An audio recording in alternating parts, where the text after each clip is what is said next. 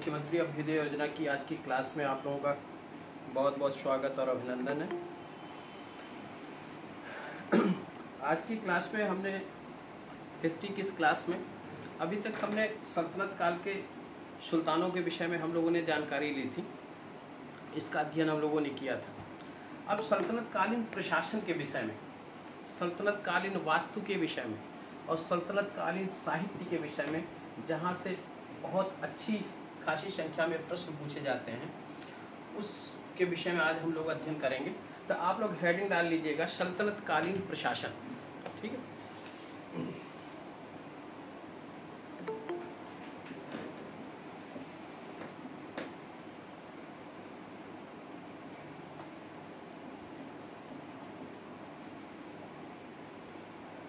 सल्तनत कालीन प्रशासन, जैसा कि आप सभी को पता है कि सल्तनत काल का जो राज्य था वह एक इस्लामी राज्य था, यानी कि मुसलमानों के द्वारा स्थापित किया गया इस्लामी राज्य जो इस्लामी नियमों कानूनों या शरीयत के नियमों कानूनों से शासित होता था, ठीक है। आपको पता है इस्लाम का उदय मोहम्मद साहब के साथ हुआ। मोहम्मद साहब का जन्म जो है वो 6वीं शताब्दी में हुआ था और करीब 7वीं शताब्दी में इस्लाम का उदय होता है, ठीक है। यह पैगंबर मोहम्मद साहब के नाम से जाने जाते हैं और इन्होंने इस्लाम की स्थापना की और 610 ईस्वी के आसपास इस्लाम धर्म की स्थापना की गई, ठीक है। मोहम्मद साहब के जो विचार थे, जो कार्य थे, जो कथन थे, ठीक है, उनको जो है कुरान में स्थान दिया गया, ठीक है। और वही कुरान जो है इस्लाम का पवित्र ग्रंथ बन गया, ठीक। इस्लाम का पवित्र ग्रंथ क्या बना? कुरान। अब मोहम्मद साहब का आपको मैंने देखा, मोहम्मद साहब इस्लाम के पैगंबर थे, पैगंबर, ठीक है। और इन्होंने 610 ईस्वी में इस्लाम धर्म का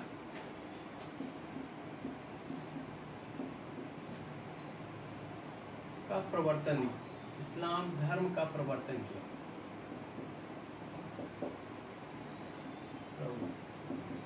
ठीक है। इस्लाम धर्म की एक प्रमुख पुस्तक क्या कहलाती है? कुरान, कुरान, ठीक है। यह एक पवित्र पुस्तक है जो पैगंबर के कार्यों के, विचारों के, आदर्शों के, सिद्धांतों का यह संग्रह है, ठीक है। और इसी से पूरे इस्लाम धर्म के अनुयायी इसी से शासित होते हैं, इसी से प्रशासित किए जाते हैं, ठीक है। अब पैगंबर जो है के बाद कुरान को इसके जो कार्य है इस मोहम्मद साहब के, उनको इसको शरीयत या शरा के नाम से भी जाना जाता है। इसको हदीस भी कहा जाता है, हदीस कहा जाता है, यानी कि पैगंबर के कार्यों कथनों का जो ये पुस्तक है वो क्या है? वो कुरान। इसको शरीयत या शरा के नाम से और हदीस के नाम से भी जाना जाता है, ठीक है। अब सर फिर से पढ़ दीजिए। क्या बात है? क्या लिखे पढ़ दीजिए सर, दिख नहीं रहा है। हाँ बताएं। सर क्या लिखा है फिर से पढ़ दीजिए। सर दिख नहीं रहा है, एकदम धुंधला दिख रहा है। अच्छा, आपको दिखाई नहीं दे रहा है? अब सर ये क्या किसी को भी नहीं दिख रहा है। अब जरा बताएं।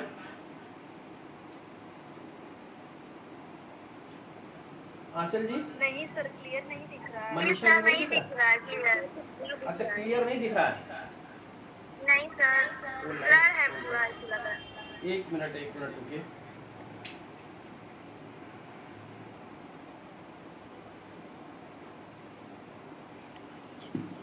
एक मिनट रुको।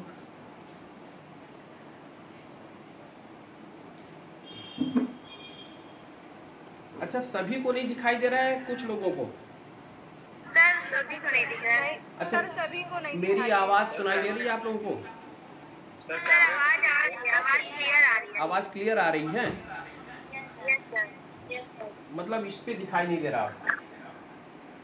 जी सर, आज मतलब एकदम धुंधला दिख रहा है। रोज तो दिखता था, आज एकदम धुंधला दिख रहा है। सर जो कैमरा है उसको ऑफ कर लीजिए, पीछे वाला उसका। जी सर हमारी तरफ तो क्लियर दिख रहा है। ये थोड़ा सा भाई ये कहीं ऐसा नहीं तो नेटवर्क की प्रॉब्लम हो, इसका इशू हो। यस सर, हो सकता है। क्योंकि आज मैंने आपको बताया, मैं आपको बताऊं, आज मैंने काफ़ी बड़ा बड़ा लिखने की कोशिश की। ठीक है, एक काम और करिएगा कि आप मेरी आवाज़ को सुन के, हम थोड़ा स्लो मोशन में पढ़ाएंगे, ठीक है, आप मेरी आवाज़ को सुन के अपने नोट्स को बनाते रहिए। और यहाँ पे मैं कोशिश करूँगा और इससे बड़ा लिखने की, ठीक है। सर बड़ा लिखने वाली बात नहीं है सर, वो बस वो क्लियर दिखे तो सही रहता है। अच्छा सर वो मतलब इतना बड़ा सेटिस्फाइड है, लेकिन तो ये कैमरा से जो क्लियर नहीं दिख रहा, ब्लर दिख रहा है, उसकी दिक्कत हो रही है। ये ब्लर क्यों दिख रहा है, ये नहीं समझ में आ रहा। कहिए जिनको ब्लर दिख रहा है वो फिर से ज्वाइन करिए। अच्छा ऐसा करिए, जो ब्लर दिख रहा है वो आप फिर से ज्वाइन करिए। तो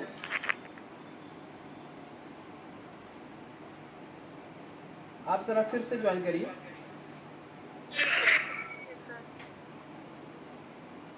और जरा मैं ब्लू पेन का सहारा लेता हूँ, जरा ब्लू पेन देखिएगा। तो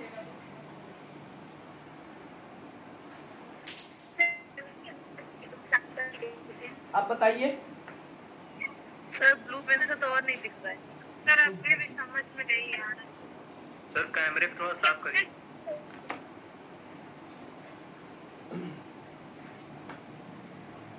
बिल्कुल बिल्कुल दिखाई नहीं दे रहा ना सर, आवाज नहीं आ रही है सर, नेटवर्क इश्यू हुई है, नेटवर्क इश्यू। जी आंचल जी, जी सर। हमने कहा मेरी आवाज आप तक पहुंच रही है? जी सर, आवाज आ रही है, आवाज सही से आ रही है, आ रही है। अच्छा ये 1 मिनट मैं पुनः सर दिख रहा है सर, आप दिख रहा है थोड़ा ठीक से। सर नहीं दिख रहा है, क्लियर नहीं। तो ऐसा कैसे हो सकता है कि कुछ बच्चों को अच्छा दिख रहा है, कुछ बच्चों को नहीं दिख रहा है? ये क्यों हो रहा है बताइए? कहीं ऐसा तो नहीं नेटवर्क का इशू है? तो आप ऐसा करिए बेटा कि आप लोग मेरी बातों से अपने को सामंजस्य बैठाते हुए अपने नोट्स को तैयार कर लीजिए, ठीक है? जी सर। आप जो कुछ भी, मैं थोड़ा सा और बड़ा लिखने की कोशिश। सर क्लियर दिख रहा है। क्लियर दिख रहा है? अच्छा ब्लू ना करें, चलो बेटा ठीक है। थोड़ा सा अब हम लोग आगे बढ़ते हैं, 1 मिनट। मैंने कहा कि सल्तनत कालीन प्रशासन के विषय में हम लोग अध्ययन करने जा रहे हैं। सल्तनत के जो सुल्तान थे, उन्होंने जिस राज्य की स्थापना की थी वह एक इस्लामिक राज्य था। कौन सा राज्य था? इस्लामिक राज्य, यानी कि इस्लाम के नियमों कानूनों से संचालित होने वाला राज्य था। आपको पता है इस्लाम की स्थापना पैगंबर मोहम्मद साहब ने की थी, और इनके द्वारा जो पुस्तक लिखी गई वह पुस्तक क्या थी? कुरान। पैगंबर के कार्यों के, कथनों के, आदर्शों के, विचारों की यह एक पुस्तक, इसको माना जाता है कि यह पैगंबर मोहम्मद साहब, यानी कि इस्लाम की जो पवित्र पुस्तक है उसका नाम क्या है? कुरान। इसके जो नियम है, ठीक है, इसके अंतर्गत जो चीज़ व्याख्या की गई है उसको क्या शरीयत के नाम से भी जाना जाता है, शरीयत या शरा, ठीक है। और इसे हदीस भी कहा जाता है, हदीस भी कहा जाता है, ठीक है। अब हम देखते हैं कि इस्लामिक राज्य, और इस इस्लामिक राज्य का जो प्रारंभ है, तुर्कों की शासन की जो प्रारंभिक अवस्था है, आपको मैंने बताया था इसके पहले कि महमूद गजनवी पहला सुल्तान था, पहला व्यक्ति था जिसने सुल्तान की उपाधि धारण की थी। महमूद गजनवी वह पहला व्यक्ति था जिसने सुल्तान की उपाधि धारण की थी। और उसे, अच्छा, इस्लाम में जो है पैगंबर के बाद जो सर्वोच्च धार्मिक नेता है उसको खलीफा के नाम से जाना जाता है। पैगंबर के बाद सर्वोच्च धार्मिक नेता को खलीफा के नाम से जाना जाता है।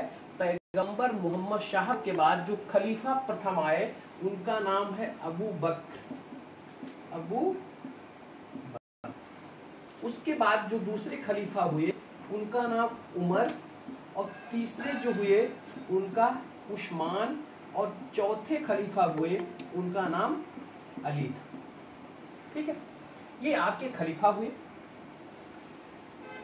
इस्लाम के जो शासक थे, यानी कि जो सल्तनत के शासक थे या इस्लाम धर्म को मानने वाले व्यक्ति थे, जब उनकी विजय और उनका साम्राज्य विस्तार होता था। खलीफा से बता दीजिए सर। हेलो, खलीफा के शासक जो से बता दीजिए सर। क्या चीज? ये सर खलीफा अबू बकर और क्या लिखे उसके? अबू बकर के बाद बेटा उमर, उमर के बाद उस्मान, उस्मान के बाद अली, ये हमारे खलीफा हुए। ठीक है सर, आपका इमेज नहीं दिख रहा है सर। अब दिख रहा है कि नहीं? नहीं सर। सर दिख तो रहा है। हाँ सर, दिखने लगा। चलिए बेटा थोड़ा सा सामंजस्य बैठाइए, है ना? ठीक है। अब देखिए, सर उस्मान के बाद क्या? उस्मान के बाद अली, ये हमारे खलीफा हुए। इस्लाम धर्म में खलीफा का इस सर्वोच्च धार्मिक नेता के नाम से सर्वोच्च धार्मिक नेता के रूप में माने जाते थे। सर्वोच्च धार्मिक नेता। ठीक है, जहां कभी भी इस्लामिक राज्य का विस्तार होता था या इसके व्यक्ति जहां अपनी विजय को करते थे, तो अपनी विजय की पुष्टि के लिए जो है यह खलीफा की सत्ता को या तो मान्यता प्रदान करते थे या उनसे इसकी मानपत्र प्राप्त करते थे। जो मानपत्र प्राप्त करते थे उस मानपत्र को मंसूर कहा जाता था। खलीफा के द्वारा दिया गया जो मानपत्र रहता था वो मंसूर कहलाता था। ठीक है, इस मंसूर को ये प्राप्त कर अपने इस्लामिक राज्य, इस्लामिक विजयों की मान्यता प्राप्त करती थी सब लोग। ठीक है, अब हम देखते हैं पहला ऐसा व्यक्ति महमूद गजनवी था जिसने खलीफा से पहला मंसूर प्राप्त किया था, मानपत्र प्राप्त किया था और सुल्तान की उपाधि धारण की थी। आपको अगर कभी याद आए सुल्तान की उपाधि धारण करने वाला प्रथम व्यक्ति कौन था, तो वह व्यक्ति था महमूद गजनवी। महमूद गजनवी। ठीक है, और इसी महमूद गजनवी को अल कादिर बिल्लाह नामक, अल कादिर बिल्लाह नामक खलीफा ने सुल्तान की पदवी प्रदान की थी। ठीक है, ये आपको क्लियर हुआ। इसके बाद हम देखते हैं मोहम्मद गोरी को। जब मोहम्मद गोरी ने भारत पर आक्रमण किया और मोहम्मद गोरी तराइन के युद्ध में इसको परास्त करता है, पृथ्वीराज चौहान को, इसके बाद अपनी सत्ता भारत में स्थापित करता है वो। ठीक है, अपने क्षेत्र को। तो वहां पे भी मोहम्मद गोरी को भी किसने मंशूर प्रदान किया था? मोहम्मद गोरी को मंशूर प्रदान करने वाला व्यक्ति था अल मुतशिर बिल्लाह। ठीक, और एक और था खलीफा नासरुद्दीन इल्लाह। इन व्यक्तियों ने किसको? मोहम्मद गोरी को मंशूर प्रदान किया था। ठीक है, यानी कि उसकी सत्ता को मान्यता प्रदान की थी। ठीक है, अल मुतशिर बिल्लाह, नासरुद्दीन इल्लाह। अब हम देखते हैं कि भारत में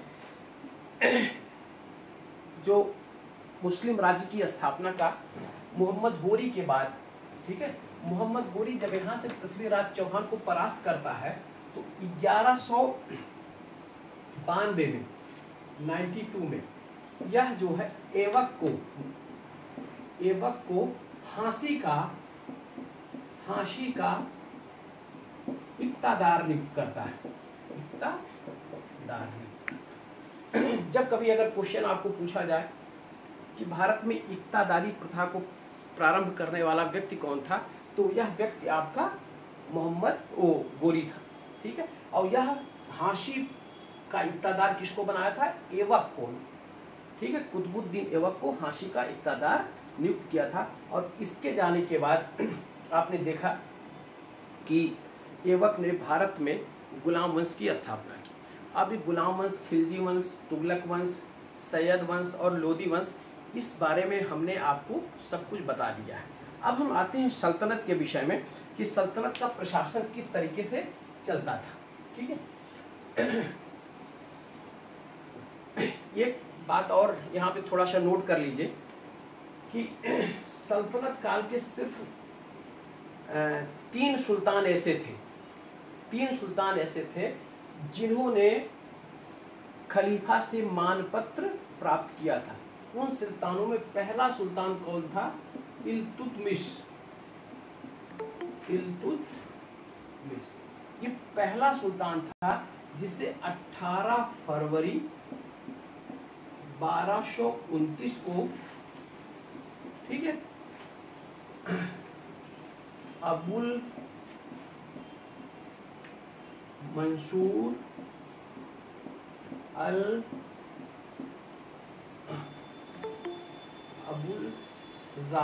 अबुल जाफर अल मुतशिर बिल्लाह द्वारा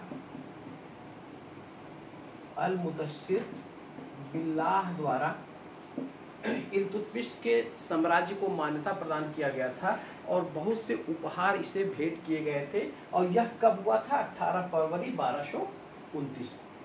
इसके बाद जो अगला सुल्तान है जिसको खलीफा के द्वारा मंसूर प्रदान किया गया था वह मोहम्मद बिन तुगलक था। ठीक है, मोहम्मद बिन तुगलक को यह बगदाद के खलीफा ने इसको दिया था और मोहम्मद बिन तुगलक और फिरोज शाह तुगलक को इल्तुतमिश मिस्र के खलीफा के द्वारा मंसूर प्रदान किया गया था। अब जरा देखिएगा, मोहम्मद बिन तुगलक को, मोहम्मद बिन तुगलक, इसको जो है मिस्र के खलीफा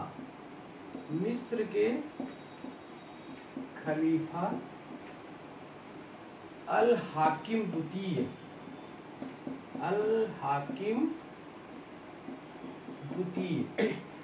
इनके जो है खलीफा का नाम क्या था? मिस्र के खलीफा अल हाकिम द्वितीय। और इनका जो दूत था वो सैयद सरसरी। ठीक है, यह दूत भारत में आकर मोहम्मद बिन तुगलक की सत्ता को मान्यता प्रदान किया था और उनसे मंशूर दिया था, अधिमान पत्र प्रदान किया था। ठीक है, क्या नाम है इसका? सैयद सरसरी। किसका दूत था? अल हाकिम द्वितीय का। कहाँ के खलीफा थे? मिस्र के खलीफा थे। इसके बाद आपके फिरोज शाह तुगलक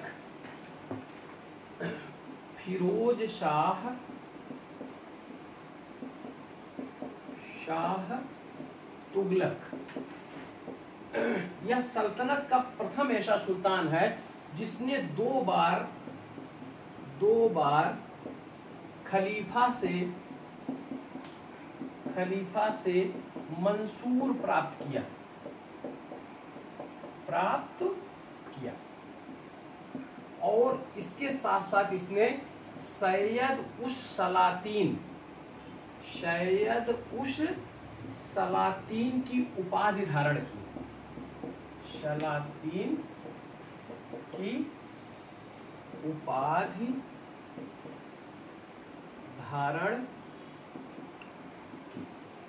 ठीक है, जब कभी ऐसे क्वेश्चन आपके सामने आए कि सल्तनत का प्रथम सुल्तान कौन था जिसे खलीफा ने मंशूर प्राप्त किया था, तो मैंने आपको बताया सल्तनत के सिर्फ 3 सुल्तान ऐसे थे। एक इल्तुतमिश, दूसरा मोहम्मद बिन तुगलक और तीसरा आपका फिरोज शाह तुगलक। ये 3 सुल्तान ऐसे थे जिनको खलीफा के द्वारा अधिमान पत्र प्रदान किया गया था, मानपत्र प्रदान किया गया था या मंशूर दिया गया था।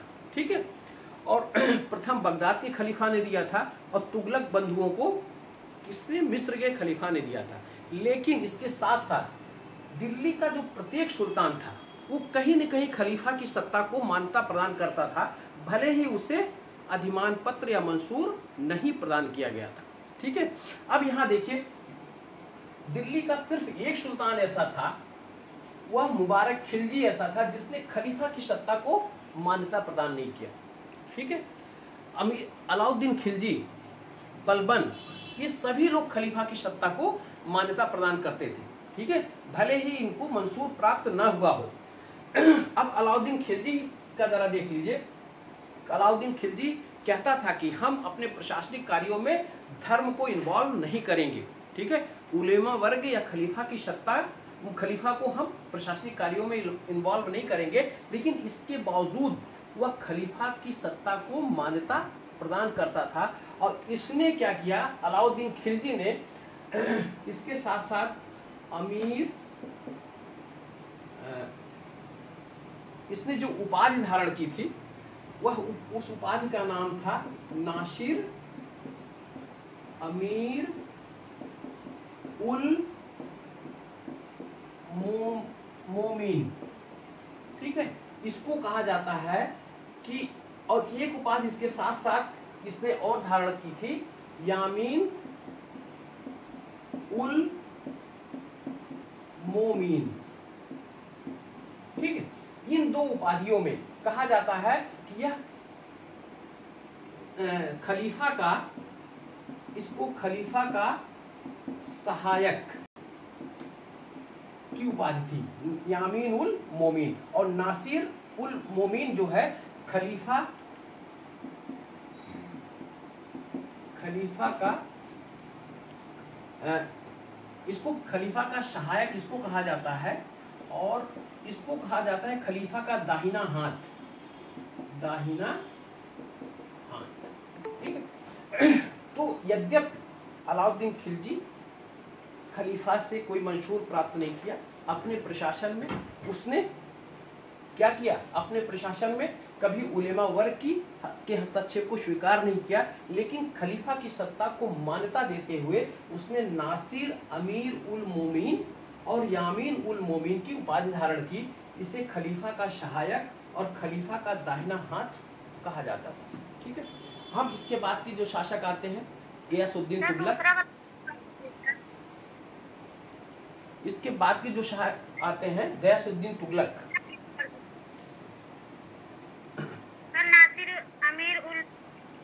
नासिर अमीर उल मोमिन, आपको साफ तो दिखाई दे रहा बेटा?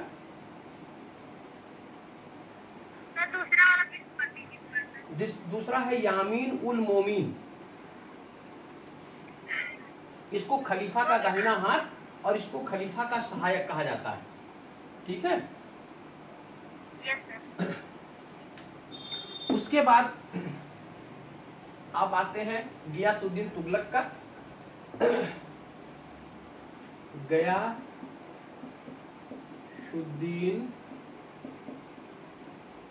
तुगलक,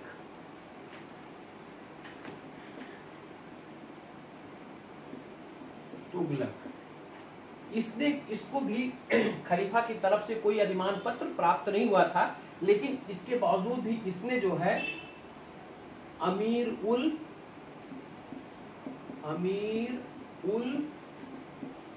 नासिर उल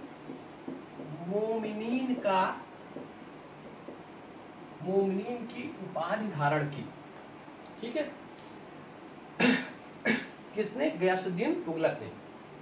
ठीक है, इसके बाद हम देखते हैं एक व्यक्ति जो मुबारक खिलजी,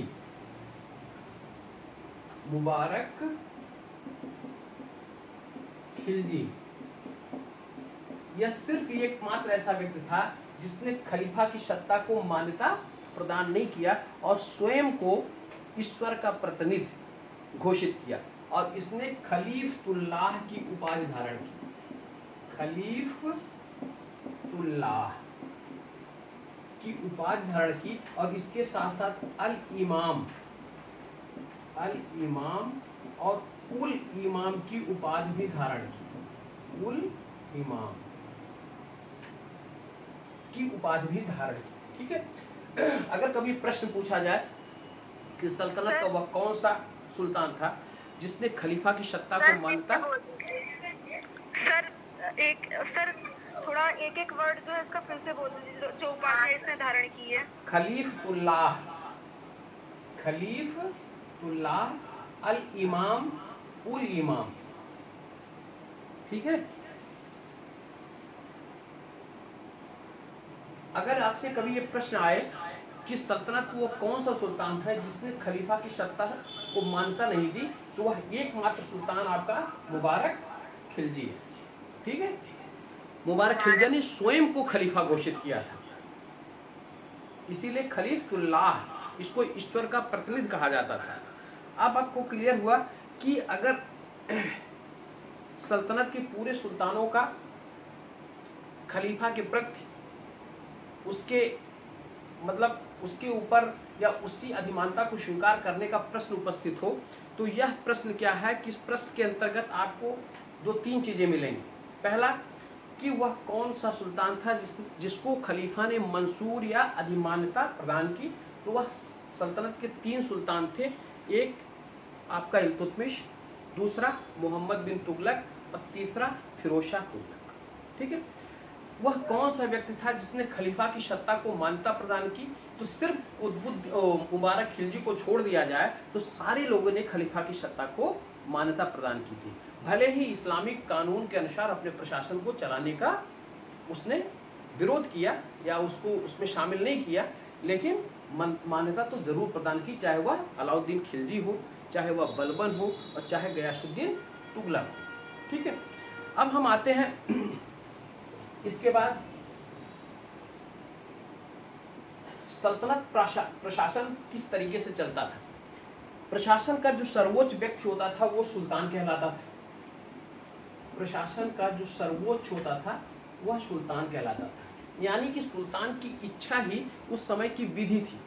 ठीक है, वह अपने अनुसार वह कानून को पालन करता था। बहुत से सुल्तान ऐसे थे जो शरीयत को लागू करने का प्रयास किए, लेकिन कुछ सुल्तान ऐसे थे जो शरीयत के अनुसार नहीं, राज्य की आवश्यकता के अनुसार अपने कानून व्यवस्था को लागू करने का प्रयास किया। ठीक है, जो राज्य का कानून होता था, राज्य का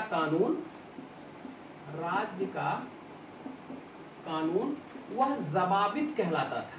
ज़बाबित, राज्य के कानून को ज़बाबित कहा जाता था। यह ज़बाबित शरीयत के अनुसार शासन संचालित करने वाला था, लेकिन इसमें कुछ फेरबदल सुल्तान की इच्छाओं के अनुसार भी होता था।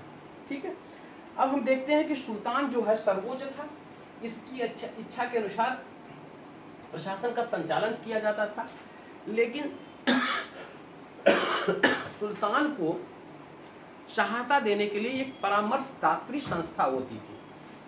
उस परामर्शदात्री संस्था को मजलिस ए खलवत कहा जाता था। मजलिस ए खलवत।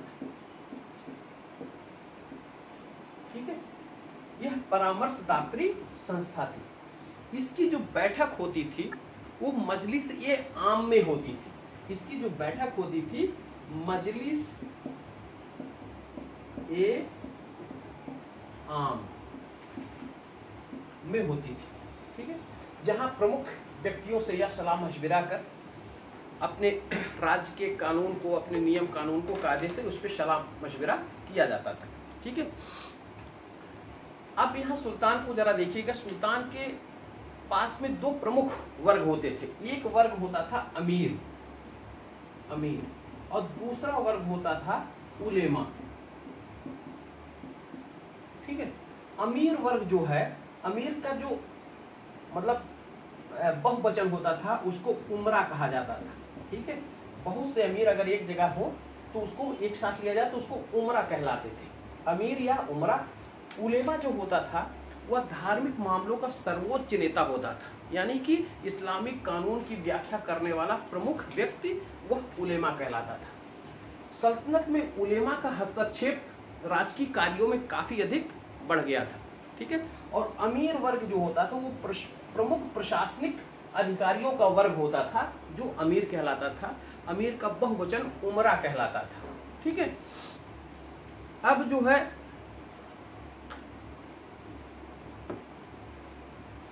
मजलिस ए खलवत और मजलिस ए आम में या बैठकी करता था। इसके जो प्रमुख विभाग होते थे वो 4 प्रमुख विभाग थे। उन विभागों को क्या कहा जाता था?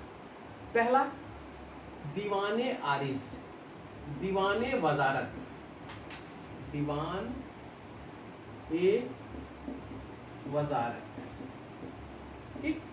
दूसरा विभाग था दीवान ए आरिज, दीवान ए आरिज, ठीक। तीसरा प्रमुख विभाग था दीवान ए इंसा, दीवान ए इंसा। चौथा प्रमुख विभाग था दीवान ए रसालत,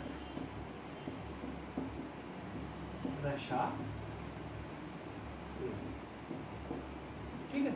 ये प्रमुख विभाग इसके 4 थे। पहला दीवान ए वजारत, दीवान ए आरिस, दीवान ए इंसा, दीवान ए रसालत। अब यहाँ इसको देखते रहिए कि यह विभाग किससे संबंधित है। दीवान ए आरिस का जो प्रमुख होता था वह वजीर कहलाता था, ठीक है। और यह प्रमुख रूप से राजस्व से संबंधित कार्यों को संपादित करता था, ठीक है। इसकी सहायता के लिए कई अधिकारी होते थे। उन अधिकारियों में वजीर की सहायता के लिए जो अधिकारी होते थे वो नायब वजीर, नायब वजीर, इसके साथ साथ मुशरिफ, मुस्तौफी, मुस्तौफी और खजानदार, खजानदार और मजूमदार। अब देखिए दीवान ए वजारत एक ऐसा विभाग था जो आय व्यय से संबंधित उसकी देख रेख करने वाला प्रमुख विभाग था। भू राजस्व इकट्ठा करता था और पूरे अन्य विभागों के ऊपर भी इस विभाग का नियंत्रण रहता था। और इसका प्रमुख क्या कहलाता था? वजीर कहलाता था। सल्तनत के बाद, सल्तनत में सुल्तान के बाद अगर किसी का सर्वोच्च स्थान था तो वह दीवान ए वजारत के प्रमुख वजीर का था, ठीक है। आपको एक पद मैं और याद दिलाता हूँ। जब मैंने बहराम शाह की चर्चा की थी, ठीक है, रजिया के बाद जो शासक हुआ था, तो उसने नायब ए ममालकात नामक पद सृजन किया था। वह जो है सुल्तान के बाद सर्वोच्च पद था और उसके बाद जो सर्व पद था वो वजीर का पद आता था। यानी कि अगर कभी सुल्तान और वजीर के बीच में किसी पद की बात आती है तो वह पद नायब ए ममालकात का था, जिसे बहराम शाह ने उसका सृजन किया था। और बलबन के समय तक आते आते यह पद भी महत्व अपना खो चुका था, ठीक है। इसके बाद देखिए सहायता करने के लिए आपको मैंने बताया नायब वजीर, मुशरिफ, मुस्तौफी। मुशरिफ का कार्य था लेखा, मुस्तौफी लेखा परीक्षण का कार्य करता था और मुशरिफ जो है लेखाकार का कार्य करता था, ठीक है। आप ध्यान रखिए, इसको नोट कर लीजिएगा। मुशरिफ को लेखाकार कहा जाता था, यानी कि आय व्यय का हिसाब करने वाला, और इसका परीक्षण करने वाला जो प्रमुख अधिकारी था वह मुस्तौफी कहलाता था, ठीक है। खजानदार जो है कोषाध्यक्ष कहलाता था, केंद्रीय विभाग का ये कोषाध्यक्ष था, ठीक है। और मजूमदार जो है आय व्यय का निरीक्षण करता था, उसके विषय के प्रमुख अधिकारी। खजानदार क्या बोले हैं जी? खजानदार का क्या बोले हैं? खजानदार को कोषाध्यक्ष कहा जाता था, ठीक है। चलिए अब हम दूसरा जो प्रमुख विभाग है आपका दीवान ए आरिज। इस विभाग की स्थापना बलबन ने किया था। इस विभाग की स्थापना किसने किया था? बलबन ने किया था, बलबन ने, ठीक है। यह विभाग सेना के सैनिकों की भर्ती, उसके नियम, उसके लिए खाद्य और रसद की व्यवस्था, उसके लिए संपूर्ण जो विवरण रखता था वह इस विभाग का कार्य था। इसकी स्थापना बलबन के द्वारा की गई थी, ठीक है। उसके बाद एक प्रमुख विभाग था दीवानी इंसा, ठीक है। दीवानी इंसा एक पत्राचार से संबंधित यह प्रमुख विभाग था, यानी कि जो दरबार में पत्राचार किए जाते थे या विदेशी जो व्यक्ति होते थे, राज्य होते थे, उनके साथ जो पत्राचार किया जाता था वह दीवान-ए-इंसा के द्वारा किया जाता था। इसका जो प्रमुख होता था, ठीक है, वो अच्छा, इसके साथ दीवान-ए-इंसा इसका जो पत्राचार करता था, इसको प्रमुख संवाददाता के रूप में भी जाना जाता, संवाददाता के रूप में भी जाना जाता था। इसके प्रमुख को दबीर-ए-ममालिक कहा जाता था, दबीर-ए-ममालिक, ठीक है। दीवान-ए-आरिज के प्रमुख को आरिज-ए-ममालिक कहा जाता था, आरिज-ए-ममालिक, ठीक है। और इसके प्रमुख को दीवान-ए-इंसा के प्रमुख को दबीर-ए-ममालिक कहा जाता था। नेक्स्ट आपका विभाग है दीवान-ए-रसालत।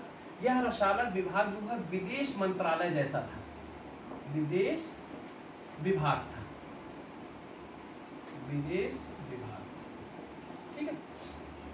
इस विभाग पे अब हम इसको मिटा देते हैं। इस विभाग का जो प्रमुख अधिकारी था, ठीक है,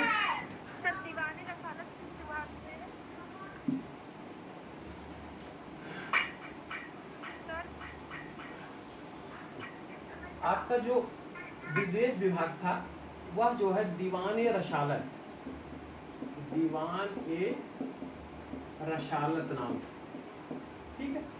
कौन सा विभाग था? विदेश विभाग था, ठीक है। ये हमारे 4 प्रमुख विभाग हुआ करते थे। इसके बाद भी अन्य विभाग की स्थापना विभिन्न सुल्तानों ने की थी। उन सुल्तानों ने जो है इन विभागों के अंतर्गत, आप देखिए जलालुद्दीन खिलजी के समय एक दीवान-ए-वकूफ नामक विभाग था, दीवान-ए-वकूफ, इसकी स्थापना की थी जलालुद्दीन खिलजी, जलालुद्दीन खिलजी। यह जो है दीवान-ए-वकूफ आय व्यय से संबंधित, आय व्यय से संबंधित विभाग रहता था। स्थापना किसने की थी? जलालुद्दीन खिलजी ने। इसके बाद जो एक प्रमुख विभाग आता है दीवान-ए-मुस्तखराज और दीवान-ए-रियासत, इन दोनों विभाग की स्थापना अलाउद्दीन खिलजी ने की थी। आप ध्यान दीजिए कौन सा विभाग था? दीवान-ए-रियासत, रियासत, और दूसरा विभाग था दीवान-ए-मुस्तखराज, मुस्तखराज। इन दोनों विभाग की स्थापना किसने की थी? अलाउद्दीन खिलजी। यह जो है वाणिज्य विभाग था, वाणिज्य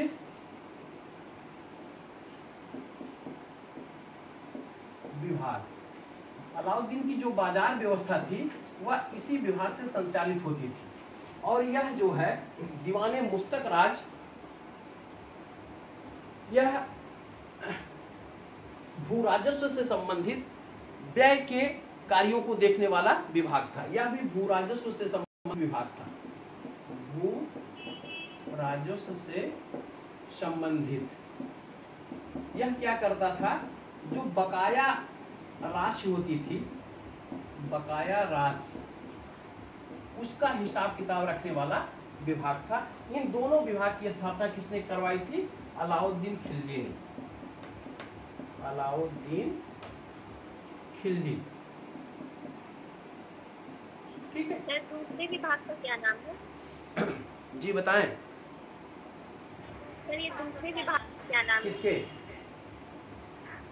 सर ये जो दूसरा विभाग आप लिखे हैं, देखिए ये दीवान-ए-मुस्तखराज और एक दीवान-ए-रियासत। दीवान-ए-रियासत जो था वो वाणिज्य विभाग था और दीवान-ए-मुस्तखराज भू राजस्व से संबंधित था। यह बकाया राशि वसूल करने वाला विभाग था, ठीक है। इन दोनों विभाग की स्थापना अलाउद्दीन खिलजी ने की थी, ठीक। देखिए वह विभाग जो है, पहली बात तो दीवान-ए-अर्ज की स्थापना जो हुई थी वो तो बलबन ने किया था, ठीक है। लेकिन दीवान-ए-इंशा, दीवान-ए-रसालत और दीवान-ए-वजारत, ये विभाग जो है सल्तनत की सत्ता स्थापित होने के साथ ही स्थापित हो गया था। ठीक है, जी सर। सल्तनत की जब सत्ता स्थापित हुई, ये महत्वपूर्ण विभाग थे। चूंकि आप देखिए दीवाने रसालत विदेशी राज्यों के साथ संबंध, ठीक है, ये भी उसी समय दीवाने इंसा पत्राचार से संबंधित था।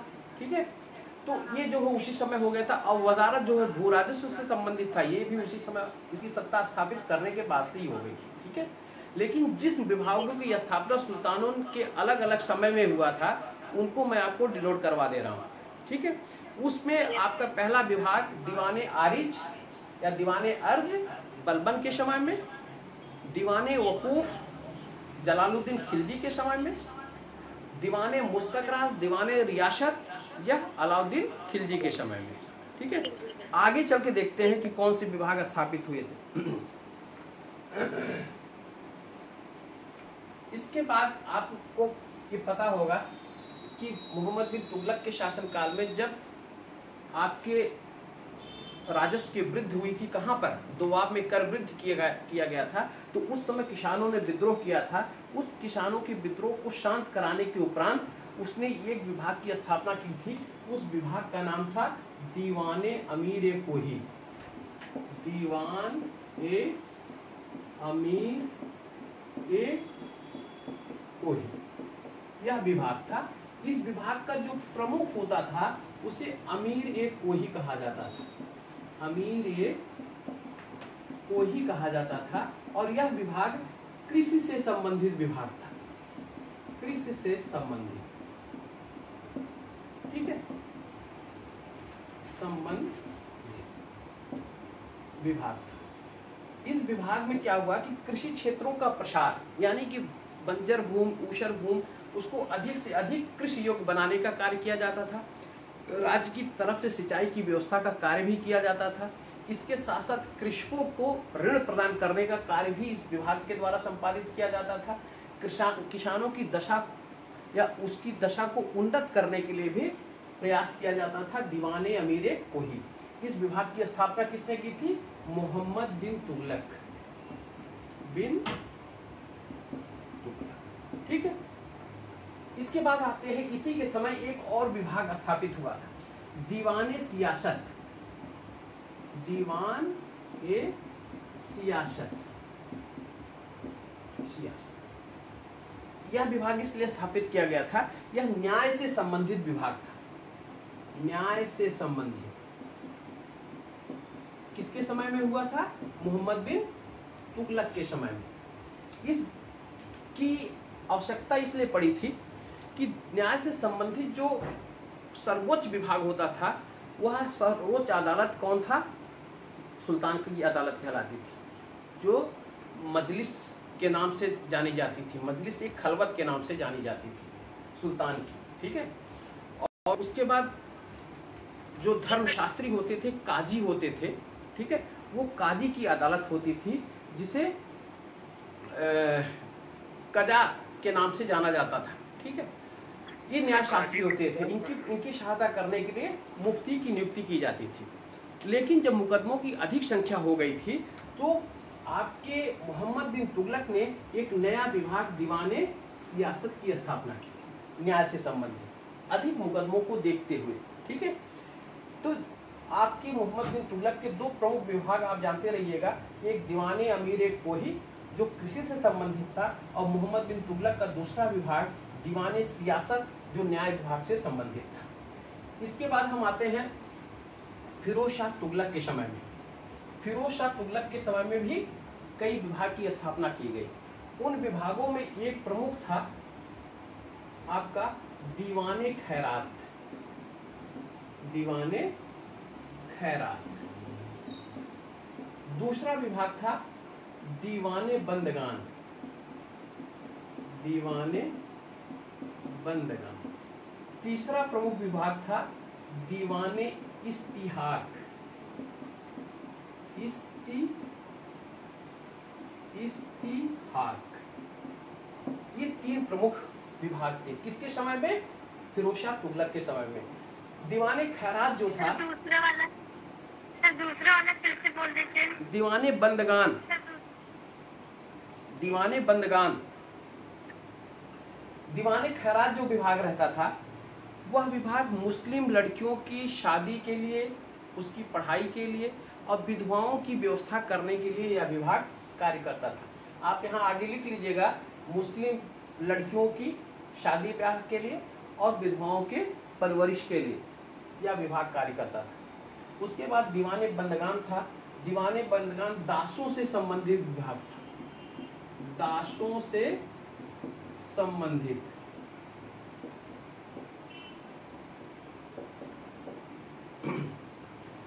आप लोगों को इसके पहले मैंने जो बताया था कि फिरोज शाह तुगलक के शासनकाल में दासों की संख्या कितनी थी, बताएं आप लोग।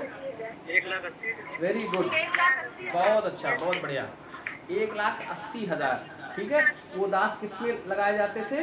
वो दास कारखानों में लगाए जाते थे और सुल्तान के व्यक्तिगत कार्यों में लगाए जाते थे। बहुत अच्छी बात है।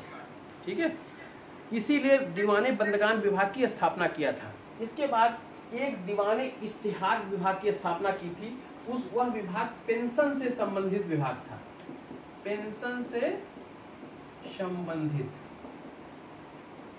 ठीक है, ये 3 विभाग किसने किया था? फिरोज शाह तुगलक, फिरोज शाह तुगलक। ठीक है, इन विभागों को आप जरूर दिमाग में रखिएगा। मैं एक बार पुनः रिपीट करवा दे रहा हूँ। दीवाने अर्ज बलबन के द्वारा, दीवाने वकूफ जलालुद्दीन खिलजी के द्वारा, दीवाने रियासत और दीवाने मुस्तखराज यह अलाउद्दीन खिलजी के द्वारा, दीवाने सियासत दीवाने अमीर कोही मोहम्मद बिन तुगलक के द्वारा, दीवाने बंदगान, दीवाने खैरात, दीवाने इस्तिहाक यह फिरोज शाह तुगलक के द्वारा। ठीक है, और शेष विभाग आप देख ही रहे हैं। इसके साथ साथ कुछ प्रमुख अधिकारियों का भी हम जिक्र कर लेते हैं कि केंद्र के स्तर पर जो प्रमुख अधिकारी थी वो कौन कौन थी। ठीक है सर, हाँ बताएं। सर दीवाने अर्ज जो बलबन द्वारा स्थापित किया गया था वो किससे संबंधित विभाग था? कौन सा? दीवाने अर्ज। दीवाने आरिज या दीवाने अर्ज सैन्य विभाग था। ठीक है, जी चलिए इससे संबंधित और कुछ अब अधिकारियों के विषय में देख लीजिए। सल्तनत के कुछ प्रमुख अधिकारी थे और उनके कार्य आप देख लीजिएगा, अधिकारी और कार्य। ठीक है, आप ऐसे बना लीजिए। पहला एक अधिकारी होता था शद्र उश शुदूर, एक अधिकारी ये था शद्र उश शुदूर। ठीक है, यह अधिकारी धार्मिक कार्यों का प्रमुख अधिकारी था, धार्मिक कार्यों का प्रमुख। ठीक है, शद्र था। उसके बाद आप देखिएगा एक व्यक्ति होता था काजी उल कुजात, काजी उल कुजात यह एक अधिकारी था। यह अधिकारी न्याय विभाग से संबंधित प्रमुख अधिकारी था, न्याय विभाग का प्रमुख यदि आपको कभी पूछा जाए कि सल्तनत में न्याय विभाग का प्रमुख व्यक्ति कौन होता था, तो आप इसको इस अधिकारी का नाम ना लेकर सल्तनत में न्याय का प्रमुख जो है वो सुल्तान होता था। उसके बाद ये आपके आते थे। ठीक है, काजी उल कुजात न्याय विभाग का सर्वोच्च अधिकारी था। ठीक है, उसके बाद इसकी सहायता के लिए मुफ्ती नामक मुफ्ती अधिकारी होता था। वह क्या करता था? कानून की विवेचना करता था, कानून की व्याख्या, कानून की व्याख्या। आज के संदर्भ में अगर हम देखेंगे तो आज के संदर्भ में जैसे मजिस्ट्रेट होते हैं, ठीक है, हमारे यहाँ मुंसब मजिस्ट्रेट होते हैं और डीजे होते हैं, डीजे होते हैं, उनकी सहायता के लिए जो हमारे एपीओ नियुक्त होते हैं, ठीक है, असिस्टेंट प्रोसिक्यूशन ऑफिसर होते हैं, तो असिस्टेंट प्रोसिक्यूशन ऑफिसर वो मुफ्ती होते थे और काजी उल कुजात जो है वो मजिस्ट्रेट होते थे। समझ में आ गया? ये होता था। अधिकांशतः हमने देखा है उस समय कि सद्र उस सुदूर और काजी उल कुजात का जो पद था वो एक ही व्यक्ति को प्रदान किया जाता था उस समय, ठीक है। यानी कि न्याय भी वो देखता था और धार्मिक कार्यों का भी प्रमुख वो रहता था, ठीक है। आपने देखा होगा अफ्रीका का जो निवासी इब्न बतूता 1333 ईस्वी में जब भारत आता है तो उसको मोहम्मद बिन तुगलक जो है दिल्ली का मुख्य काजी नियुक्त करता है। वह 8 वर्षों तक काजी के पद पर रहता है और उसके बाद यहाँ का इस मोहम्मद बिन तुगलक का दूत बनकर चीन भी जाता है, ठीक है। आए समझ में? तो ये काजी उल कुजात मुख्य काजी वही था, न्याय विभाग का प्रमुख। अब इसकी सहायता के लिए सद्र के लिए एक अधिकारी नियुक्त होता था, मुहतसिब। वह जनता में जो है, जनता में धार्मिक नियमों का पालन करवाने वाला प्रमुख अधिकारी था। धार्मिक नियमों का पालन करने वाला, कराने वाला प्रमुख अधिकारी वो क्या कहलाता था? मुहतसिब कहलाता था, ठीक है। इसके साथ अन्य अधिकारी थे। अन्य अधिकारियों में आप देखिए, एक अधिकारी का नाम अमीर-ए-हाजिब था, अमीर-ए-हाजिब, और एक अधिकारी का नाम अमीर-ए-बहर था। ये बहुत इंपॉर्टेंट है, अमीर-ए-हाजिब, ठीक। और दूसरा अधिकारी था अमीर-ए-बहर, ठीक है। अमीर-ए-हाजिब जो है वो दरबारी शिष्टाचारी को, दरबार में किससे मिलना है, कैसे मिलना है, सुल्तान से कैसे मुलाकात करनी है, अमीरों से क्या चीज कन्वे करना है, दरबारी शिष्टाचार का प्रमुख था। दरबारी शिष्टाचार का प्रमुख था, ठीक है। और अमीर-ए-बहर जो है वो जो है जल मार्ग या, ठीक है, नौवहन का प्रमुख अधिकारी, वो क्या कहलाता था? आपका अमीर-ए-बहर। इसके साथ साथ दिल्ली की जो प्रशासनिक व्यवस्था है, दिल्ली की देखरेख करने के लिए कोतवाल नामक अधिकारी की नियुक्ति थी। कोतवाल दिल्ली का प्रमुख, दिल्ली नगर का प्रमुख अधिकारी,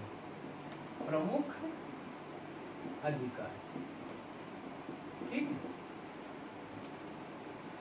और इस समय ये प्रमुख लोग थे, प्रमुख अधिकारी थे। अब हम इसके सल्तनत की सैन्य व्यवस्था के ऊपर आते हैं कि सैन्य व्यवस्था कैसे संचालित होती थी सल्तनत काल की। तो लास्ट वाला क्या बोले, दिल्ली का प्रमुख अधिकारी कौन था? वो कोतवाल कहलाता था, कोतवाल कहलाता था। अब आप नेक्स्ट हम देखते हैं कि सल्तनत में सैन्य व्यवस्था कैसे संचालित होती थी। सैन्य व्यवस्था, ठीक है। सैन्य व्यवस्था के सैन्य विभाग के 3 प्रमुख अंग होते थे। एक पैदल सैनिक होता था, आप कहीं भी देखिए पैदल सैनिक, ठीक। और दूसरा जो है अश्व सैनिक, जो घुड़सवार सेना होती थी, और तीसरा जो है हस्ती सेना, ठीक है। यहाँ पर नौसेना का उल्लेख प्राप्त नहीं होता है, ठीक है, क्योंकि दक्षिण की तरफ इनके बहुत प्रसार जो है बहुत कम रहा, और इसलिए जो है नौसेना का उल्लेख यहाँ प्राप्त नहीं होता। अब पैदल सैनिक, अश्व सैनिक और हस्ती सैनिक। अश्व सेना का जो प्रमुख होता था वह सवार ए कल्ब कहलाता था, सवार ए कल्ब कहलाता था, ठीक है। और इसके साथ साथ जो है हस्त सेना का जो प्रमुख होता था उसको सवार ए पील खाना कहलाता था, सवार ए पील। ये इस विभाग में बटा हुआ था। अब जरा देखिए कि जो पैदल सैनिक पे हम आते हैं। पैदल सैनिक में सर हस्ती सेना वाला फिर से बोल दीजिए सर। सवार एक कल ब का आधा ला और फिर ब सवार एक कल। सैनिक वाला बता दीजिए सर। और उसका जो है सवार पील खाना, ठीक है, या इसको सहना ये पील खाना भी कहा जाता था। सहना ये पील खाना कहा जाता था। अब पैदल सैनिक के विषय में हम आते हैं जरा, ठीक है। पैदल सैनिक जो टुकड़ियों में बटी हुई थी उन टुकड़ियों में बटी हुई सैनिक जो है किसके, अमीर ए दह, एक टुकड़ी ये होती थी, ठीक है। फिर एक टुकड़ी होती थी अमीर ए शदा, एक टुकड़ी ये होती थी। एक टुकड़ी आपकी होती थी अमीर ए हजारा, और एक अन्य टुकड़ी होती थी अमीर ए तुमन, ये 4 टुकड़ी थी। अमीर ए दह में 10 सैनिकों की टुकड़ी थी, इसमें क्या था 10 सैनिक शामिल होते थे। अमीर ए सदा में 100 सैनिकों की टुकड़ी होती थी। अमीर ए हजारा जो है 1000 सैनिकों की टुकड़ी होती थी, और अमीर ए तुमन जो है 10,000 सैनिकों की टुकड़ी होती थी, ठीक है। पैदल सेना का इस तरीके से विभाजन था। अमीर ए दह, अमीर ए शदा, अमीर ए हजारा, अमीर ए तुमन। दह मतलब 10 सैनिक, शदा मतलब 100 सैनिक, हजारा मतलब 1000 सैनिक, और तुमन का मतलब 10,000 सैनिक, ठीक है। अश्व सेना का जो विभाजन होता था, अश्व सेना का जो सबसे छोटी टुकड़ी होती थी, उस सबसे छोटी टुकड़ी सरखेल कहलाती थी, सरखेल कहलाती थी। इसके बाद सिपाह शालार होता था, सिपाह शालार होता था। इसके बाद आपका अमीर होता था, और इसके बाद मलिक होता था, मलिक, और इसके बाद खान होता था, ठीक है। ये किसकी थी, अश्वसेना। अश्वसेना का जो विभाजन होता था वो सरखेल, सिपाह शालार, अमीर, मलिक और खान, ठीक है। सरखेल में 10 अश्वारोही की सैनिक टुकड़ी होती थी, 10 अश्वारोही। सिपाह शालार में 100 अश्वारोही, अमीर में 1000 अश्वारोही, मलिक में 10,000 अश्वारोही होते थे। और खान जो है ये एक आदर सूचक शब्द कहलाता था। इसको इस तरीके से आप ले सकते हैं कि 10 सरखेल पर 1 सिपाह शालार, 10 सिपाह शालार पर 1 अमीर, 10 अमीर पर 1 मलिक, और 10 मलिक पर 1 खान, ठीक है। इस तरीके से सैन्य विभाजन किया जाता था, ठीक है। जो केंद्रीय सेना होती थी, जो केंद्र की रक्षा करती थी, देखिए पूरा साम्राज्य जो है केंद्र में, प्रांत में, जिले में, परगने में और ग्राम में विभाजन उसका था, ठीक है। तो जो केंद्र की सैनिक होती थी, केंद्रीय सेना, केंद्रीय सेना, ठीक है, वह सैनिक हस्म ए कल्ब कहलाती थी, हस्म ए कल्ब।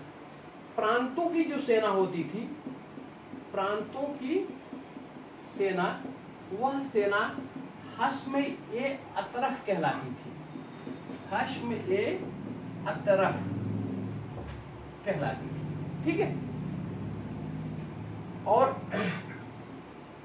सुल्तानों का जब व्यक्तिगत अंगरक्षक होता था, जो इनकी जानमाल की हिफाजत करता था, उसको सर ए जानदार कहा जाता था, सर ए जानदार कहा जाता था, ठीक है। केंद्रीय सेना हस्म ए कल्ब, प्रांतों की सेना हस्म ए अतरफ कहलाती थी, और सुल्तान का जो व्यक्तिगत अंगरक्षक होता है सर ए जानदार कहलाता था, ठीक है। ये हमारा सैन्य विभाजन था। अब हम आते हैं राजस्व किस तरीके से लिया जाता था सल्तनत काल में। सल्तनत काल में देखिए राजस्व की 3 पद्धतियां। आप भू राजस्व डालिएगा, भू राजस्व, ठीक है। और भू राजस्व के अलावा आप राजस्व सिर्फ रखिए। राजस्व में आपके जो कर थे वो मुख्यतः कर आपके खराज, उस्र, जजिया, जकात, खुम्स, यह मुख्य कर थे, ठीक है। इसके बाद कई सुल्तानों ने अलग अलग कुछ कर लगाए थे, जैसे घरी और चरी कर, वो अलाउद्दीन खिलजी के द्वारा आरोपित कर था, जो कि आवासों पर और चारागाहों पर, दुधारू पशुओं पर लगाया जाता था। इसी प्रकार से एक कर आपका फिरोज शाह तुगलक द्वारा लगाया जाता था, उसका नाम है हक ए सर्व कहलाता था, जो एक सिंचाई कर था, ठीक है। लेकिन आप देखिए राजस्व से संबंधित एक जो कर थे उसको जरा समझ लीजिए। खराज जो था वह खराज गैर मुसलमानों से वसूल किया जाने वाला भू राजस्व, वसूल किया जाने वाला भू राजस्व, ये कहां से था? इसका नाम था खराज। और वही मुसलमानों से वसूल किया जाने वाला भू राजस्व वो क्या कहलाता था? उस्र कहलाता था। जजिया जो है गैर मुसलमानों से लिया जाने वाला एक कर था, जो धार्मिक कर कहलाता था। यहाँ धर्मनिरपेक्ष के रूप में जाना जाता, लेकिन वो था धार्मिक कर। जकात जो था वह मुसलमानों से वसूल किया जाने वाला एक धार्मिक कर था। और खुम्स जो है वो लूटपाट से संबंधित कर था, जिसको मैंने आपको बताया था। अलाउद्दीन खिलजी और मोहम्मद बिन तुगलक दो ऐसे शासक थे कि जो 4/5 भाग स्वयं लेते थे और 1/5 भाग सैनिकों के बीच में वितरित करते थे। और शेष सुल्तान क्या करते थे? शेष सुल्तान 1/5 भाग स्वयं रखते थे और 4/5 भाग सैनिकों के बीच में वितरित करते थे, ठीक है। ये आपका प्रमुख कर था। इसके साथ आप कुछ कर और नोट कर लीजिएगा, जैसे करी और घरी और चरी। सर जजिया वाला एक बार फिर से बता दीजिए सर। हाँ बेटा बताओ क्या कह रही हो? सर जजिया वाला कर एक बार रिपीट कर दीजिए। लेकिन जजिया लिखे कि गैर मुसलमानों से लिया जाने वाला धार्मिक कर। Okay sir. आप इसको देख लीजिए, इसके सामने लिख लीजिएगा कि महिलाओं, बच्चों, भिखारी और पागलों से यह वसूल नहीं किया जाता, ठीक है सर। जी सर। सर खुम्स क्या था? खुम्स एक लूटपाट का कर था बेटा, कि लूटपाट से संबंधित, जैसे सुल्तान की सेना किसी राज्य पे आक्रमण किया, वहाँ की धन संपदा को जब लूटते थे वो सब, ठीक है, तो वो क्या करते थे, उसका बंटवारा होता था सैनिकों के बीच में। उस धन का 4/5 भाग दे दिया जाता था, 1/5 भाग सुल्तान के पास जाता था, ठीक। लेकिन बिन तुगलक और अलाउद्दीन खिलजी दो ऐसे सुल्तान थे जिन्होंने 4/5 भाग स्वयं ग्रहण किया और 1/5 भाग लोगों में वितरित किया, ठीक है, सैनिकों में। क्लियर हुआ?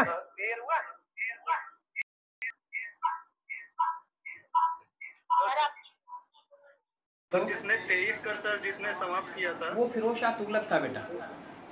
सर उसमें घरी और चरी कर वो भी था। हाँ, सब कर समाप्त हो गए थे उस समय। सिर्फ और सिर्फ जो है जजिया, जकात, खुम्स, खराज ये कर थे। और वो एक उसने हक के सर्व नामक कर लगाया था, जिसे सिंचाई कर कहा जाता था, ठीक है।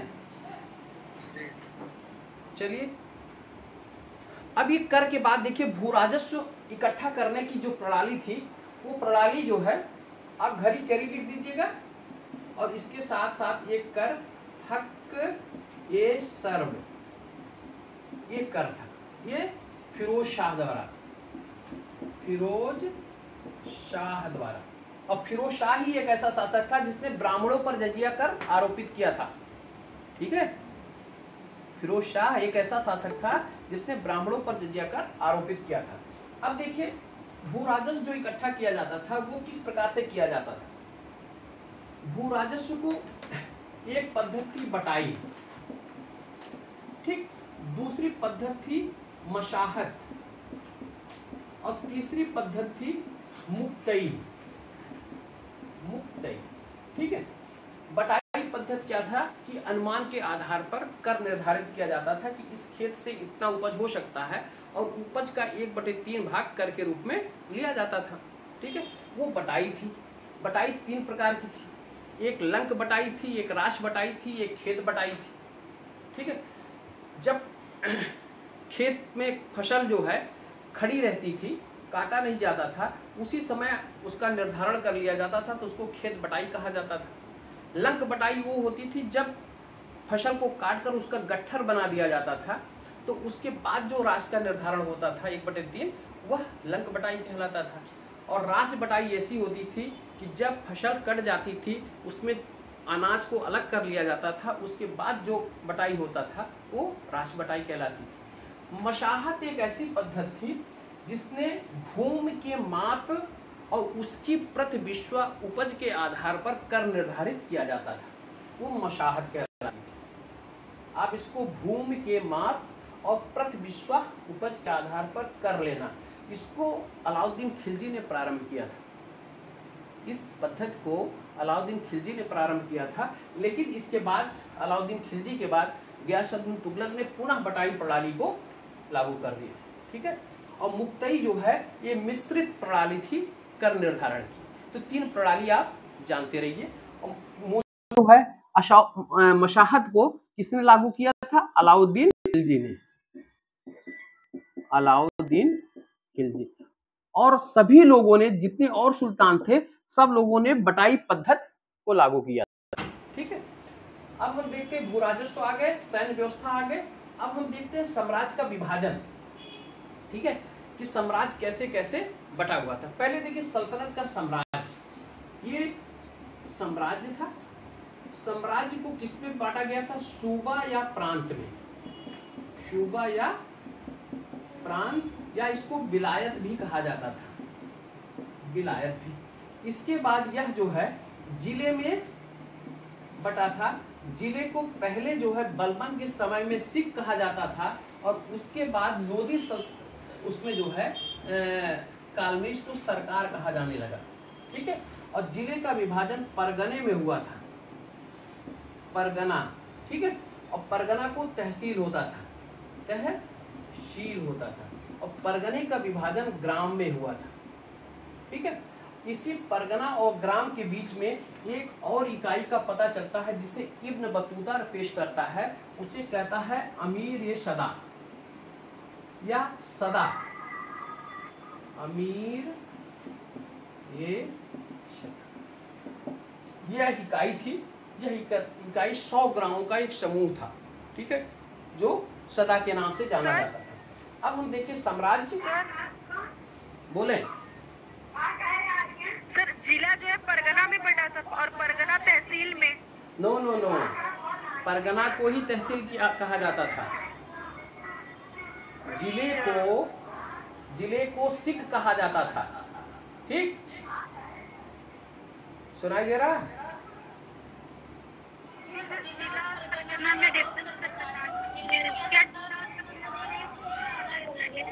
पहले आप लोग अपने म्यूट कर लीजिए भाई। देखिए साम्राज्य का विभाजन सूबा, प्रांत या विलायत में। ठीक, इसके बाद वह जिले में बटा था। जिले को सिख कहा जाता था बलबन के समय में, और उसके बाद सिख जो है बलबन, खिलजी, तुगलक के समय तक चलता रहा, और लोधी के समय में जिले को सरकार कहा जाने लगा। ठीक है, उसके बाद जिला का जो विभाजन हुआ था वो परगना में हुआ था। परगना यानी इसको तहसील कह दीजिए, आप इसको तहसील कर लीजिए। जिले को तहसील में, तहसील को क्या कहा जाता था? परगना, परगना। ठीक है, और उसका विभाजन क्या हुआ था? ग्राम में। आया समझ में?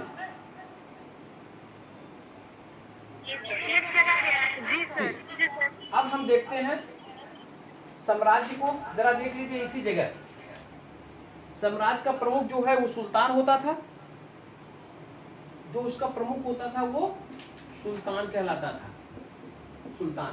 प्रांतों का जो प्रमुख होता था वो प्रांतों का प्रमुख वली, वजीर, सूबेदार,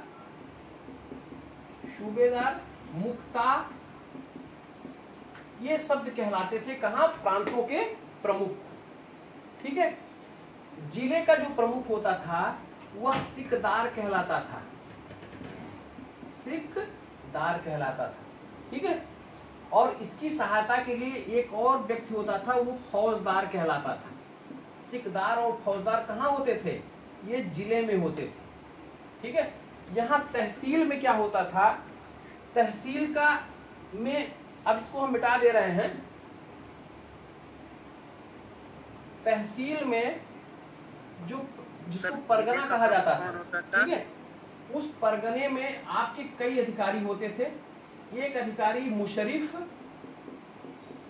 ठीक, दूसरा अधिकारी आपका मुहस्सिल, तीसरा आपका गुमास्ता, और चौथा आपका कारकून। ये प्रमुख अधिकारी होते थे। मुशरिफ का काम क्या होता था? देखिए, मुशरिफ का काम लगान का निर्धारण करना, ठीक है, यह मुशरिफ करता था। मुहस्सिल का कार्य होता था लगान का को वसूल करना, भू राजस्व वसूल करना, यह मुहस्सिल का कार्य होता था। ठीक। उसके बाद गुमास्ता क्या होता था?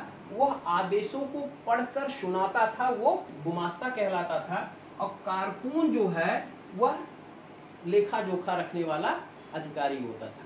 ये कहाँ होते थे? तहसील में होते हैं। ठीक है। और इसका जो प्रमुख होता था वो चौधरी कहलाता था, तहसील का। ठीक है। सर गुमास्ता क्या करता था सर? गुमास्ता बेटा शाही आदेशों को पढ़कर सुनाने वाला लोगों को, ठीक है, वो गुमास्ता कहलाता था। उसके बाद देखिए, ग्राम में खूत और मुकद्दम ये प्रमुख अधिकारी होते थे। और पटवारी, खूत, मुकद्दम, पटवारी, ये ग्राम के अधिकारी होते थे। आपको क्लियर विभाजन मालूम हो गया? कोई डाउट हो तो बताइएगा। तहसील का प्रमुख कौन था? कौन सा? तहसील का वो चौधरी कहलाता था। सर ग्राम में जो अधिकारी थे, मुकद्दम, पटवारी और एक और कौन था? खूत। हाँ, ख पे बड़े ऊ की मात्रा, खूत। ठीक है। ये प्रमुख अधिकारी थे।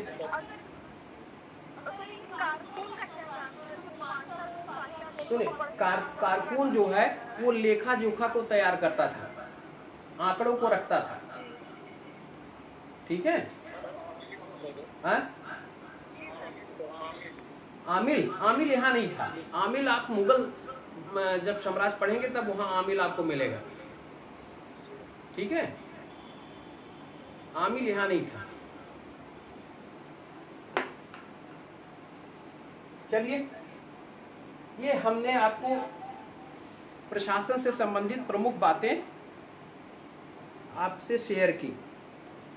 ठीक है। आपको क्लियर हो गया साम्राज्य का विभाजन, प्रांत। हाँ, एक चीज और जरा देखिएगा, एक व्यवस्था आपकी इक्ता व्यवस्था। इक्ता को जरा देख लीजिएगा। इक्ता क्या होता था? इक्ता एक अरबी भाषा का शब्द था, अरबी भाषा का शब्द, यह इक्ता था। इक्ता जो है भारत में प्रचलित प्राचीन सामंतवादी जो व्यवस्था थी उसकी मुस्लिम प्रतिरूप आपका इक्ता के रूप में यहाँ पे आया। ठीक है। इक्ता क्या होता था? सैनिक, असैनिक, ध्यान रखिएगा, सैनिक / असैनिक अधिकारियों को वेतन के बदले प्रदान की गई हस्तांतरित भूमि। ठीक है। इस शब्द को ध्यान रखिएगा, असैनिक या सैनिक अधिकारियों को वेतन के बदले प्रदान की गई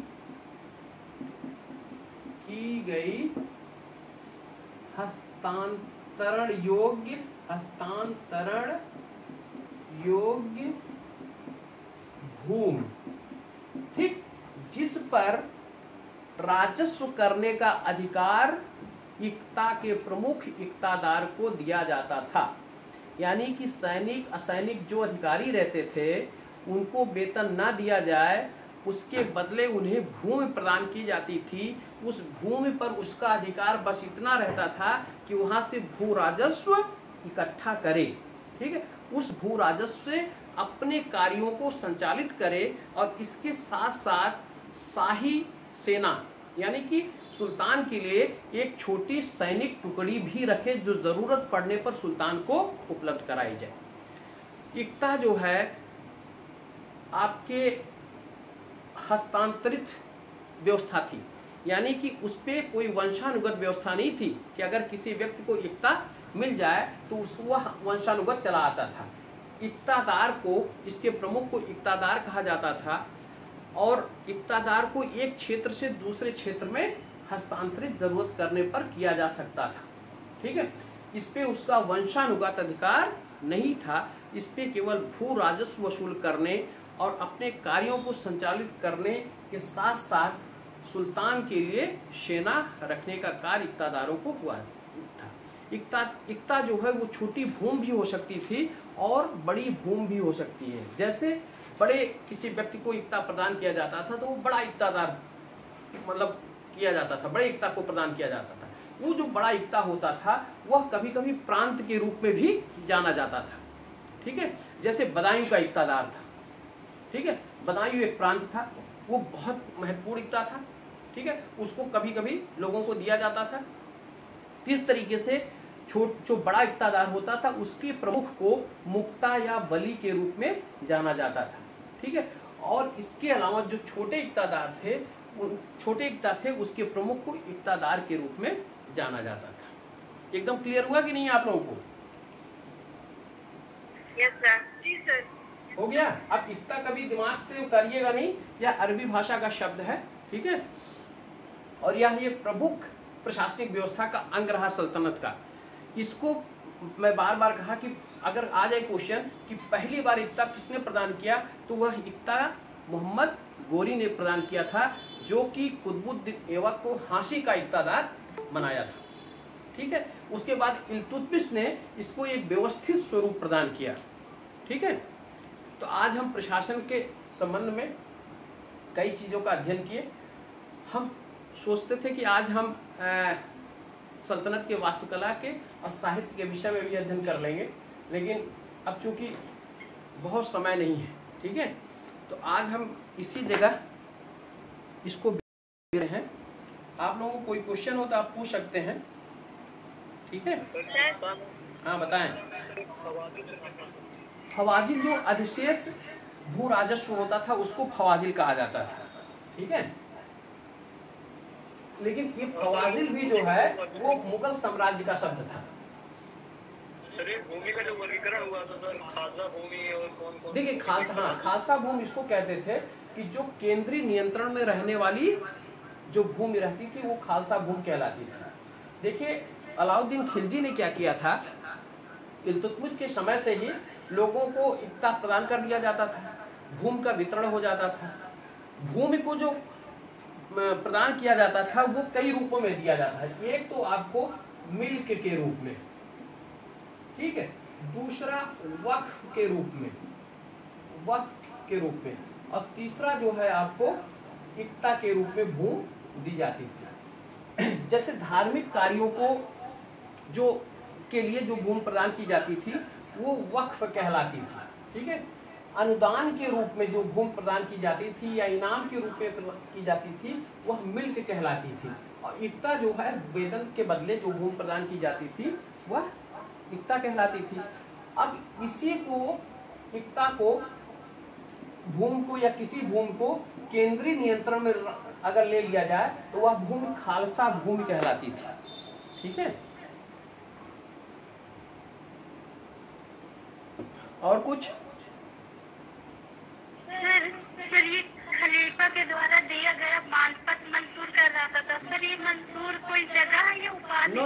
बेटा ऐसा ना, एक मैंने आपको अधिकार पत्र प्रदान किया, ठीक है।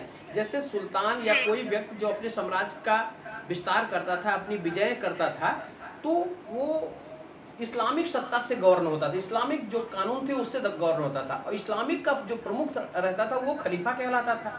तो खलीफा के द्वारा कहा जाता था कि ठीक है, आपने ये इस अधिकार को या भूमि को ग्रहण किया या अपने साम्राज्य का विस्तार किया, हम आपको इसको मान्यता प्रदान करते हैं, ठीक है। तो मंसूर कोई जगह नहीं, ये एक अधिकार पत्र होता था, ठीक है। अधिकार पत्र। जी जी, थैंक यू सर।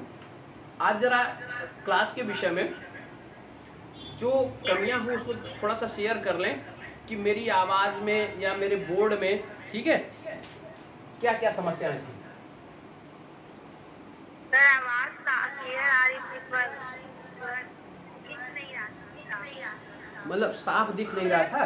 तरीका सर का एक तरीका है हाँ। कि आप अपनी स्क्रीन शेयर करके तब करिए तो क्लियर दिखेगा। स्क्रीन को शेयर करें। जी सर। अच्छा ठीक है, मैं स्क्रीन शेयर कर दिया करूंगा। लेकिन एक चीज ये बताइए मनीषा जी कि जैसे कि हमारी आवाज के द्वारा आप लोग अपना नोट्स तैयार कर ले जाती हैं। जी सर। सर होता है, लेकिन कभी कभी नहीं सर, कभी कभी होता क्या ना कि आवाज में थोड़ा डिस्टरबेंस बन जाता है। अच्छा। जैसे कि का जो है खा सुनाई देने लगता, मतलब जो मिलते जुलते शब्द हैं उसमें कंफ्यूजन हो जाती है। अच्छा अच्छा, तो चलिए हम इसको कोशिश करेंगे कि आज अपने चैनल पे डाल दें, ठीक है। और आप प्रभा कॉम्पिटिटिव पॉइंट, आप इस चैनल को सर्च करिएगा, आप लोग सभी लोग जितने लोग जुड़े हैं, ठीक है। और आपको इस पे मेरा लेक्चर मिल जाएगा, इसको आप लोग सब्सक्राइब कर लीजिएगा, ठीक है। तो इस पे बहुत सी चीजें मैं आपको भेजता रहूंगा। प्रभा कॉम्पिटिटिव पॉइंट, ठीक है। जी सर। जी सर। हाँ, आप लोग सर्च कर लीजिएगा, इस पे बहुत सी चीजें आपको मिलेगी। और आरओ के लिए भी मैं प्रयासरत रहूंगा कि बहुत सी चीजें आपको दूं, सामान्य हिंदी से लेकर और जीएस के अनेक, चूंकि मैं इसको आपको पढ़ा रहा हूँ 9:30 से 10:30 के बीच में आरओ, ठीक है। तो इससे संबंधित भी चीजें आपको वहाँ मिल जाएंगी। चैनल का नाम है Prabha competitive point, PRABHA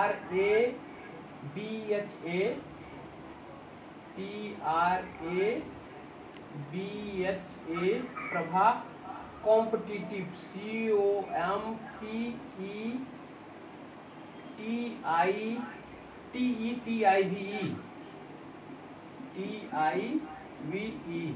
point POINT, ठीक है।